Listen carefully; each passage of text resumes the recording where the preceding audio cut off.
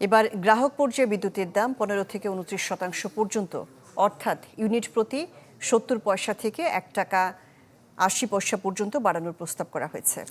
Energy regulatory কমিশনের গণশুনানিতে এর পক্ষে যুক্তি তুলে ধরে 6টি বিতরণ কোম্পানি, যার বিরোধিতা করেন ভোক্তা অধিকার নিয়ে সোচ্চার প্রতিনিধিরা।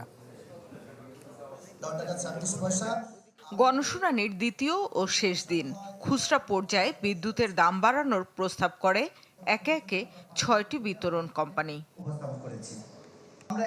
বিদ্যুৎ উন্নয়ন বোর্ড 5.40% লোকসানের কথা বলে প্রতি ইউনিটে 29 পয়সা বাড়ানোর প্রস্তাব দেয়।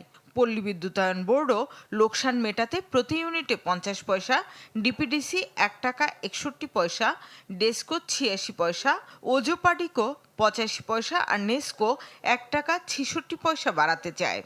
গত 2 বছর আমরা কিন্তু অনলাইনে এজিএম করেছি। রিজন ইজ দ্যাট জনগণকে আসলে ফেস করা যায় না, আমরা ডিভিডেন্ড দিতে পারছি না। ইজি বাইক D3 যেটা করছি আমরা, সেটাকে ব্যবহার বাণিজ্যিক করার জন্য প্রস্তাব রাখছি। তবে দাম বৃদ্ধি নয়, বরং কমানোর শুনানি চান গ্রাহকরা। জানতে চান ক্যাপাসিটি চার্জের চুক্তির ঘানি আর কত বছর জনগণের ঘাড়ে চাপানো হবে। বিদ্যুৎ খাতকে মুনাফা নয়, বরং সেবা খাতে রাখার সুপারিশও করেন ভোক্তা অধিকার কর্মীরা। বড় লোকদের দেখভাল করতে করতে আমরা যারা বিভিন্ন দায়িত্বে আছি, তারাও মুনাফাখোরের চরিত্র ধারণ করেছি। সেইখান থেকে সরে আসা দরকার। কাগজ শুকলে কেমন মানুষ হয়ে যায়, বলে পকেটে টাকা দাও, দিয়ে দেয়, তারপরে কি মোবাইল দিয়ে দেয়। তো এখন আমি তো দেখতেছি নতুন নতুন প্রস্তাবে আমাদের বিভিন্ন কোম্পানি আপনারা এইরকম করে করতেছেন। কিভাবে পকেট কাটবেন কেউ বুঝতে পারবে না। একটা জায়গায় দেখি নাই বলতে যে আমাদের দুর্নীতিটা বন্ধ করা দরকার।